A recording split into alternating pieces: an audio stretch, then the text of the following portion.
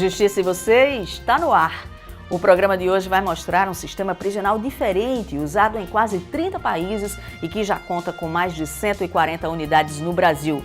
Na Associação de Proteção e Assistência ao Condenado, a dignidade e o amor são as principais ferramentas na recuperação dos presos. O resultado tem sido impressionante. 9 de cada 10 pessoas que cumprem pena em uma APAC são ressocializadas e deixam o mundo do crime.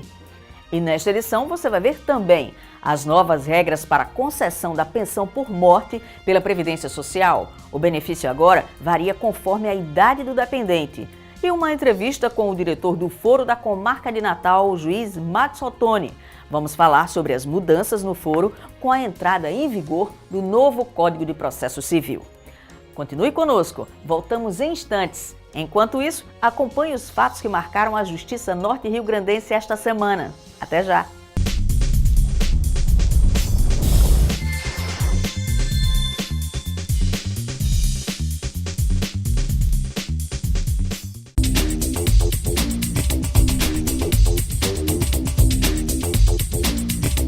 O Tribunal de Justiça do Rio Grande do Norte conferiu a posse aos 49 juízes substitutos aprovados no último concurso público realizado pela instituição. A cerimônia aconteceu durante sessão solene do Pleno na Escola da Magistratura Potiguar.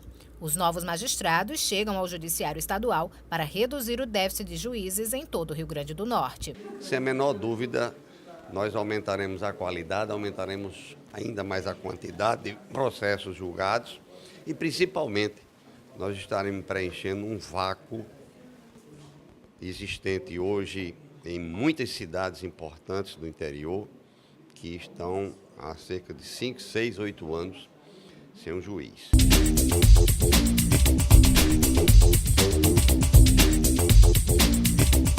O Tribunal de Justiça do Rio Grande do Norte realizou mais um casamento comunitário. Dessa vez, o local escolhido foi a cidade de Monte Alegre, na região agreste. O Núcleo de Ações e Programas Socioambientais do TJRN, que organizou o evento, oficializou a união de 53 casais. Os casamentos comunitários regularizam, né, a vida de muitas famílias que pretendem casar-se civilmente, né, e também normalizar o seu convívio nos termos da lei.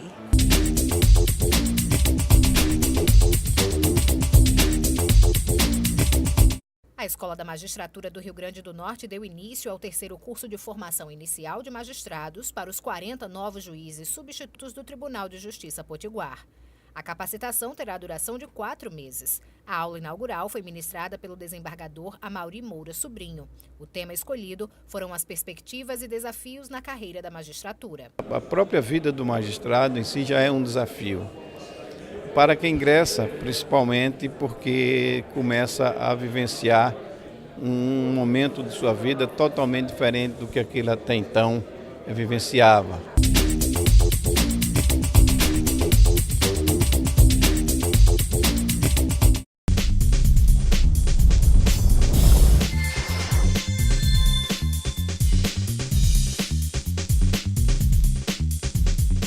Desde 2015, as regras para a concessão da pensão por morte pela Previdência Social mudaram. Entre as alterações, a duração máxima do benefício, que agora varia conforme a idade. A pensão por morte é paga aos dependentes de um segurado do INSS que venha a falecer ou tenha a morte presumida declarada judicialmente. Um mês depois da morte do pai, Rizeudo foi informada que o irmão poderia solicitar pensão por morte, em razão do benefício pago pelo pai à Previdência Social. Foi então que a dona de casa procurou o INSS. Eu vim em busca para dar entrada no benefício do meu pai, que ele faleceu, né? Eu tenho um irmão que ele é mudo, então as pessoas dizem que ele tem direito. Então eu vim procurar saber se realmente ele tem ou se ele não tem, né? Porque só aqui que a gente vai saber se realmente ele tem direito ou não, né? Vai ser solicitada a pensão e vai ter que passar na perícia médica, na avaliação dos peritos médicos do INSS. Por quê? Porque tem que constatar, porque o fato dele ser surdo pode ser que não o incapacite para o trabalho. Então, ele precisa estar incapaz para o trabalho para fazer jus à pensão. Desde 2005, pessoas como Rizeuda se deparam com uma nova realidade ao solicitar pensão por morte no Brasil. As regras sofreram mudanças consideráveis. Hoje, nós temos atualmente algumas modificações, né? Nós temos algumas regras que antes não existiam para o cônjuge, né? O cônjuge precisa ter um casamento de 24 meses. Ou, se for companheiro, precisa comprovar a união estável de 24 meses também. Segundo a norma atual, os dependentes estão divididos em 3 categorias na seguinte ordem de preferência. Em primeiro lugar estão o cônjuge e os filhos menores de 21 anos. Estes precisam comprovar a dependência por meio de certidão de casamento ou nascimento. O companheiro ou companheira entram na segunda categoria. Neste caso, é preciso levar até 3 comprovações da existência da união estável para atestar a dependência. No último lugar da lista de preferência estão os pais e irmãos do falecido. A estes, resta comprovar que havia dependência econômica. Outra mudança importante ocorrida nas novas regras da pensão por morte está relacionado ao tempo de duração de recebimento pelo cônjuge. O benefício deixou de ser vitalício em alguns casos e agora segue uma tabela que varia de acordo com a idade. Se na data da morte do contribuinte o cônjuge tiver até 21 anos de idade, a duração do benefício será de 3 anos. Dos 21 aos 26, o cônjuge recebe a pensão por um prazo de até 6 anos. Dos 27 aos 29 anos de idade, o cônjuge pode permanecer com o benefício por até 10 anos. Dos 41 aos 43 anos de idade, o prazo aumenta para até 20 anos. E a partir dos 44 anos, o direito à pensão por morte é vitalício. A coordenadora do INSS explica que a mudança nas novas regras da pensão por morte inseriu também no rol de dependentes companheiro ou companheira de relação homoafetiva, desde que comprovada a vida em comum. Ela se enquadra também nas mesmas regras, ela precisa comprovar essa união estável por 24 meses ou então um casamento de 24 meses. Para saber mais sobre pensão por morte, consulte a página da Previdência Social na internet ou procure uma agência do INSS no município onde você mora.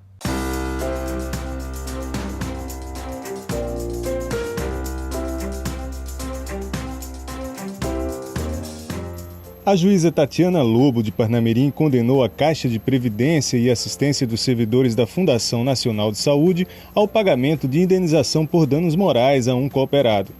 Segundo os autos, o usuário solicitou a realização de cirurgia cardíaca pelo plano de saúde da Caixa de Previdência, mas no momento da realização, com o paciente já na sala da cirurgia, a cirurgia foi suspensa. A alegação foi de que faltava uma das autorizações necessárias ao procedimento. Vamos para um breve intervalo e voltamos em instantes. No próximo bloco, você vai conhecer um sistema prisional diferenciado que registra taxas nunca antes vistas de ressocialização dos apenados. É a APAC. Aproveite esses minutos para acessar a nossa página no Twitter e conferir as últimas postagens relacionadas ao Poder Judiciário do Rio Grande do Norte. O Justiça e Você volta já.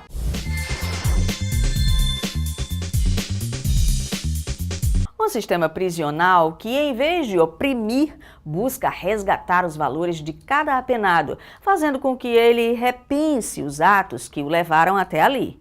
É assim que funcionam as associações de proteção e assistência ao condenado, que já existem em 29 países. No Brasil, já são mais de 140 unidades em 14 estados. O resultado é uma taxa de ressocialização que chega aos 90%, por 1/3 do custo do preso no sistema comum. Fernando destranca o cadeado, abre a porta e sorri ao receber a esposa. Quem vê a cena nem imagina que ele, na verdade, está em uma unidade prisional onde cumpre pena. Depois de passar por algumas penitenciárias do sistema comum do interior do estado, o apenado pediu e foi transferido para a Associação de Proteção e Assistência aos Condenados, a APAC. Aqui é melhor, em termos de ver a mãe da pessoa, ver a família, comer de galfo e serra, né? Tomar suco, que é um negócio que na cadeia não tem, né? E aqui nós temos tudo. Nós fazemos o comer de nós mesmos quando nós queremos. Ver as filhas, ver as crianças, ver sobrinhos, ver tudo. E é melhor, é o que fez mudar a mente da pessoa. Aprende alguma coisa? Aprende muita coisa, aprendi aqui muita coisa. O que é que você aprendeu aqui? Aprendi aqui a fazer tartaruga, barco, a estudar quando não sabia nem ler direito. O método APAC está presente em 141 unidades em 14 estados brasileiros. A primeira unidade da região Nordeste foi implantada em Macau, interior do Rio Grande do Norte. A metodologia diferenciada para o cumprimento de penas promove a ressocialização por meio da orientação religiosa, disciplina, educação, trabalho, proximidade com a família e participação da comunidade. É um órgão auxiliar da justiça, né, para cumprimento de pena. Então, nós recebemos presos condenados para cumprir pena. O que segura no caso, recuperando, né, na APAC. Eu digo muito o seguinte, que daquele local onde você, o que acontece, encontra amor, você não quer nunca sair daquele local, né? Do amor ninguém foge, do amor. Então, o que acontece? A APAC é isso, amor. Atualmente, 11 recuperandos, como são chamados os presos por aqui, cumprem pena no local. Eles cuidam pessoalmente do funcionamento do prédio, desde a limpeza até a alimentação. Também não há armas, agentes penitenciários ou mesmo vigilância policial. Ainda assim, não há registros de violência, rebeliões ou presença de drogas, celulares ou outros itens proibidos. O índice de fugas é baixíssimo e os recuperandos são responsáveis pela própria disciplina. O sistema APAC é um sistema disciplinar, de controle permanente, e que esse controle permanente é exercido não de forma, numa forma vertical, de cima para baixo, com a diretora, uma diretoria determinando ordens, mas de uma forma horizontal, em que há um controle de um para o outro. Dados do Departamento Penitenciário Nacional mostram que no sistema comum, menos de 10% dos apenados conseguem se ressocializar. Já nas APACs, os índices de ressocialização chegam a até 90%. Traz consciência ao apenado da reparação que é preciso fazer. No caso, ele está ali cumprindo uma pena e precisa que saia dali, ele tem que ter essa consciência de que vai sair uma pessoa, não mais a mesma pessoa que ingressou. Ele vai sair com uma perspectiva melhor, com um futuro melhor, buscando assim estreitar os laços familiares. Esse é um aspecto muito bom da APAC, que busca reconstruir muitas vezes esse lado que foi geralmente deixado à parte pelo apenado. Outra vantagem é o baixo custo. Além da estrutura física ser mais barata, o gasto com os presos na APAC chega a ser 3 vezes menor do que em um presídio comum. Nós temos APAC que elas são autossuficientes. Em Macau nós temos uma indústria de vassouras, né? Muito bem, tem muita aceitabilidade, mas não é suficiente para a manutenção. Mas eu me lembro bem que lá em Minas tem a APAC de Nova Lima.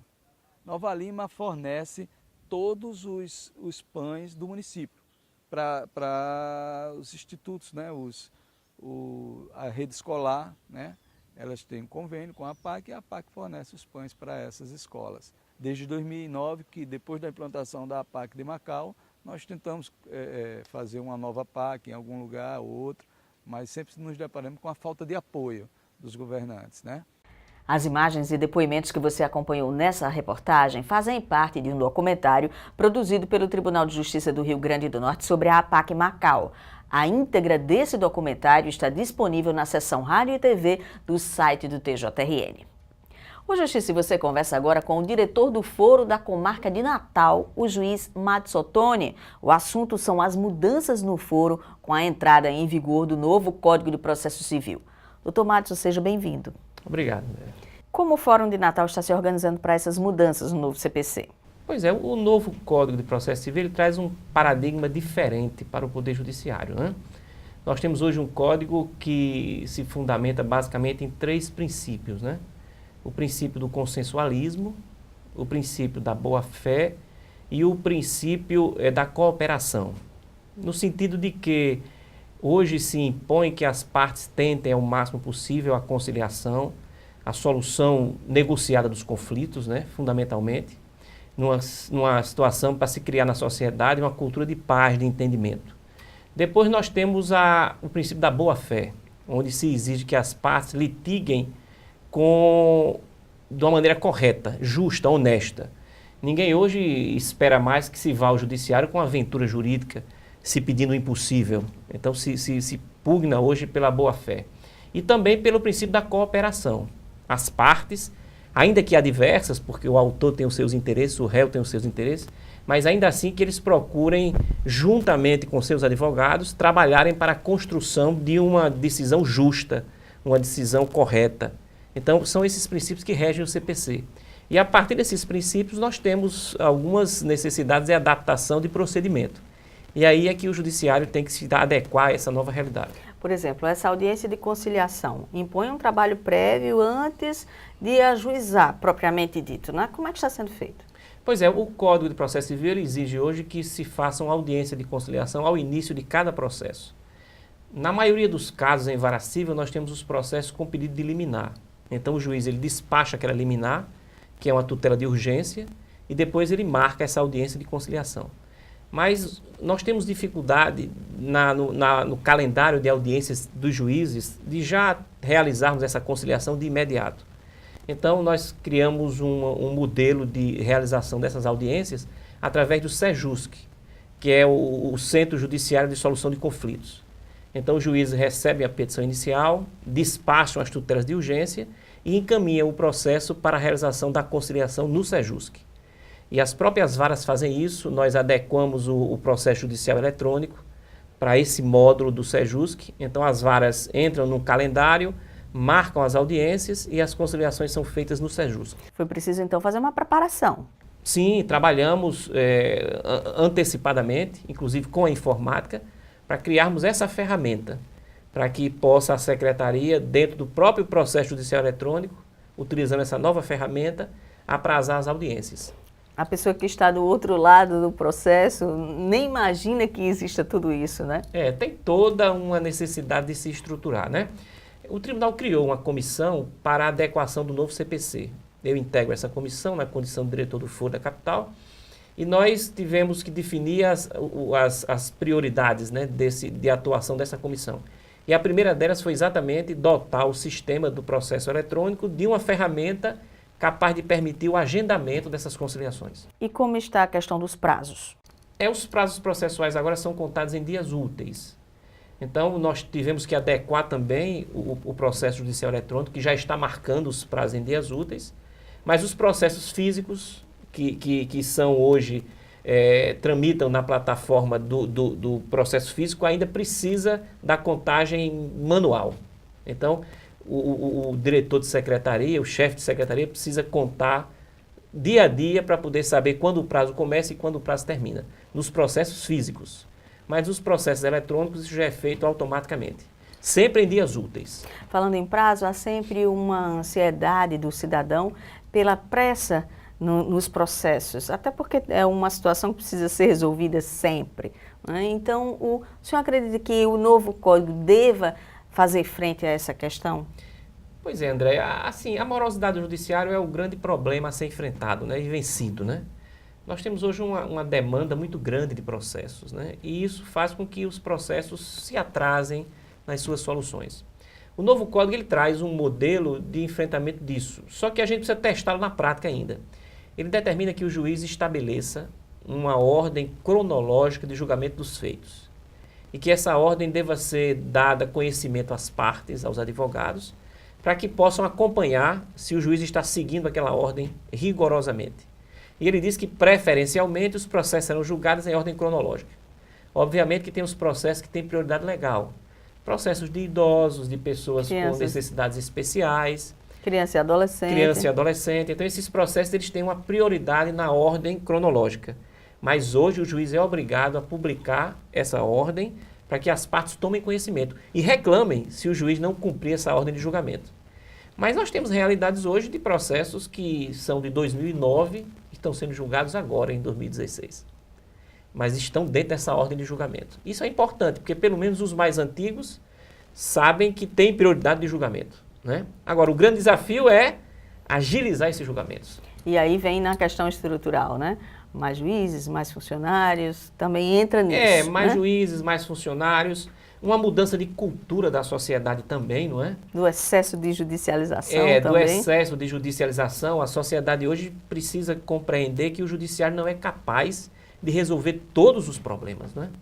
Nós temos problemas que exigem sim a atuação judiciária. Agora temos outros muito banais que podem ser resolvidos pelo bom senso das partes, nessa cultura de paz social que precisamos implantar desde a escola, né? Começar a ensinar as nossas crianças e adolescentes para respeitar o direito do outro, saber até que ponto aquela medida é injusta, reconhecer que errou e aí tentar uma conciliação. Porque o judiciário só não resolve isso. Agora, a gente avalia também que o novo código ele traz algumas inovações, porque ele simplifica prazos, ele permite que as partes negociem seus prazos processuais. As partes podem, diante do juiz, estabelecer prazos diferentes da própria lei. Isso é um avanço. É um avanço, né? Então ele permite essa negociação processual. Isso é muito bom, porque abre a possibilidade das partes dizerem, olha, o nosso processo pode aguardar um pouco mais, porque nós estamos aqui tentando uma conciliação e podem anuir com a suspensão do processo, com a mudança de prazos. Isso é muito bom, né? Nesse contexto. Agora, precisamos analisar os resultados disso. E só o tempo dirá, não é? Doutor Matos, muito obrigada por ter vindo e até a próxima vez. O programa está sempre à sua disposição. Eu que agradeço, André. O Justiça e Você volta na semana que vem. Até lá, nosso contato continua pela internet, nas redes sociais e também pelo site do TJRN.